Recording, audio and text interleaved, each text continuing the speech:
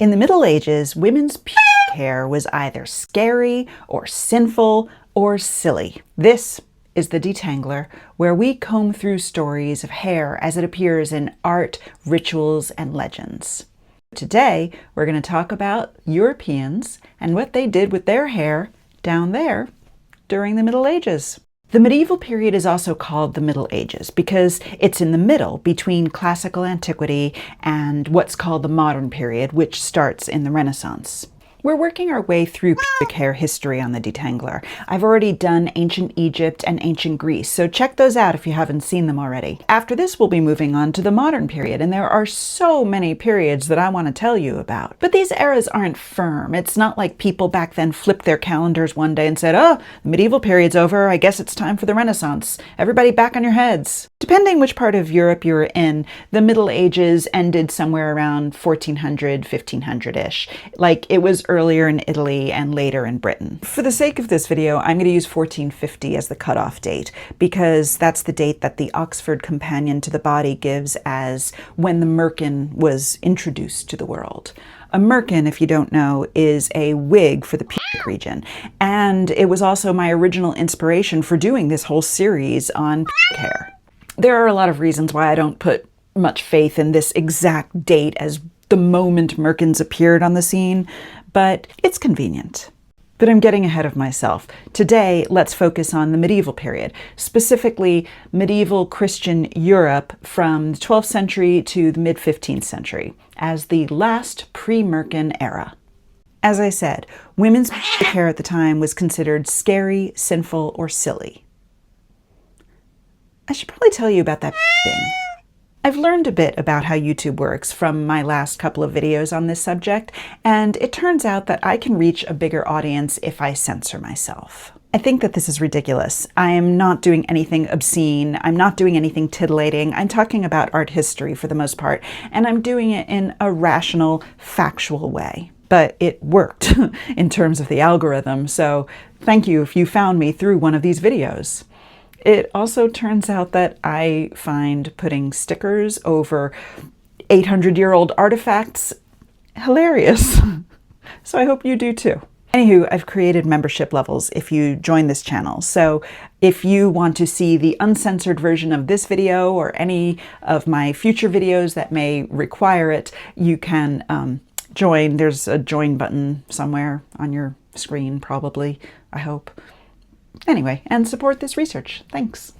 Right, so scary, sinful, or silly. Let's start right in with scary, with this city gate in Milan showing a woman raising her skirts and shaving her pubic area. This is called the Porta Tossa. Tossa means shears, or in some parts of Italy it means girl. So either way, she's a girl with shears. And this was right up there on the eastern gate of the city for everyone to see. Welcome to Milan! It was made in the late 12th century, just a couple of decades after the old one was destroyed by Barbarossa, who invaded in 1162. And all of the theories as to why they put this image up there refer back to Barbarossa. So in one of the stories, the woman is supposed to be Barbarossa's wife. How demeaning, right? In another version, she's supposed to be the Empress of Constantinople, who the people of Milan asked for help after Barbarossa sacked them, and she said no. So this was their response. She is on the eastern gate facing Constantinople. But my favorite explanation is that this was a woman who was standing up on a balcony when Barbarossa and his soldiers were attacking, and she just held them off by freaking them out with this, I shave my pubes in your general direction. Fart in your general direction. Either way, most scholars agree that this is meant to be an apotropaic image, one that is so scary it could frighten off evil. I like that word, apotropaic. Like evil eyes and gargoyles are also supposed to scare evil away. Porta Tossa is usually compared to Sheila na gig carvings from roughly the same time, but further west throughout Europe. But the Sheila na gigs are just showing their vaginas. I mean, just. I'm trying to say they're not doing anything with their hair. So why is the Porta Tossa trimming her pubes? Why did the people of Milan decide that this was what they wanted on their city gates? Like I said, women's pubic hair was really scary. They literally thought you could take some hair and bury it along with some menstrual blood, and it would sprout venomous serpents, which explains my garden. But why did they think women's hair was so wicked? They actually had a scientific explanation for it. Obviously, women were inferior to men. Duh. Really, medieval people placed faith in the humours: blood, phlegm, yellow bile, and black bile. And they thought that hair was due to excess fluids. Women were cold and wet, men were hot and dry. And how much hair you had and where you had it was due to these temperatures and fluids. Once they matured, men had enough heat that they could cook their excess fluids into semen, or whatever didn't get cooked that way could be sprouted into excess body hair. So for men, hair meant maturity and virility. You can see that in this David and Goliath by Donatello, where David is a young boy. He doesn't even have any pubes, but Goliath, his head is on the floor, has facial hair because he's an older person. Hair is a signifier of maturity in men. Women, on the other hand, didn't have enough heat to grow hair in as many places as men did. Instead, women had to discharge their dangerous excess of fluids into menstruation, which wasn't nearly as effective as semen in balancing out the humours. De Secretis Mulierum, or Of the Secrets of Women, tells us that these humours are undigested in women, and they are poisonous because of the cold that remains in them. Therefore, from this type of rotting, a serpent is generated. He goes on to say that a woman should hide during her period because her hair is venomous.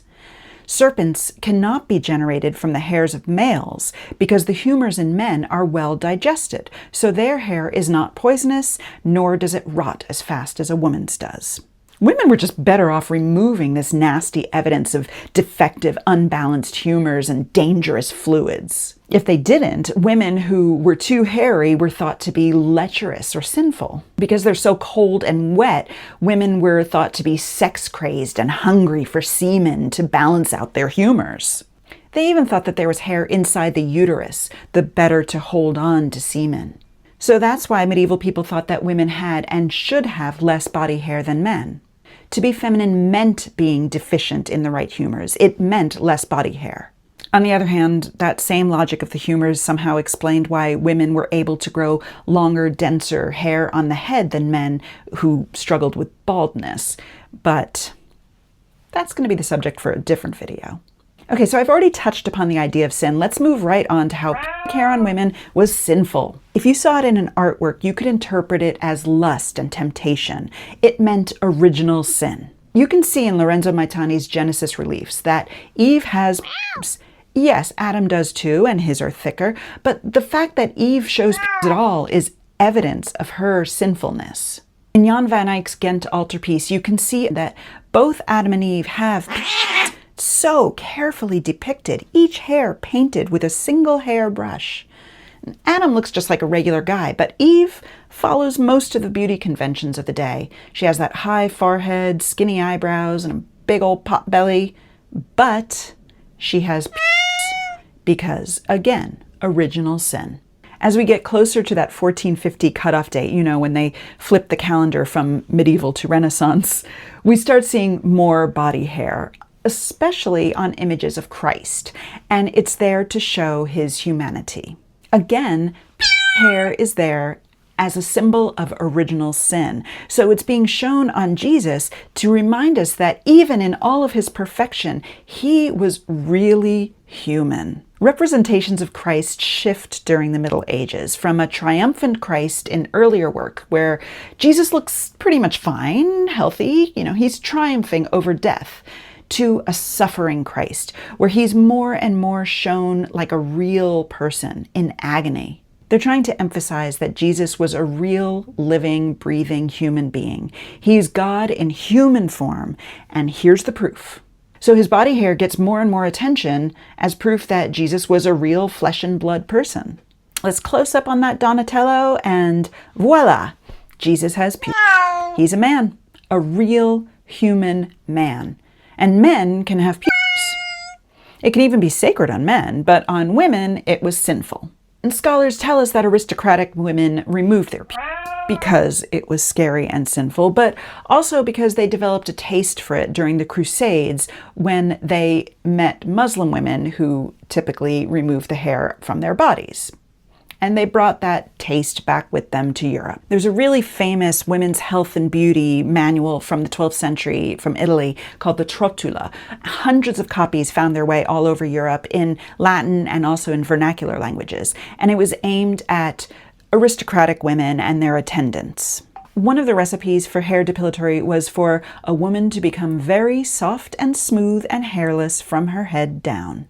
It specified that this was an ointment for noble women, so removing your pubes was a high status signifier. If you wanted to up class, you had to go bald down below. This was a whole process, starting with a steam at the local public bath, and then you'd use an ointment that included ingredients like quicklime and arsenic. But, it was soothing because it also had things like almond milk or cucumbers or honey. And they also gave recipes for burns, which seems inevitable if you use this stuff. But it's not like we see any visual evidence of noble women's nether regions, so no one knows for sure. And this copy of the Trotula shows pubic hair on a diagram of a woman, so I don't think we should be taking these recipes as gospel. We don't really know which parts of the body they were removing hair from. We don't know if it was all the aristocratic women or just some of them. We don't know if it was women other than the aristocratic women. The Middle Ages had really rigid social status. They had sumptuary laws, which defined what people in different classes were allowed to wear and wear their hair. But it's not like they were defining that for under your clothes.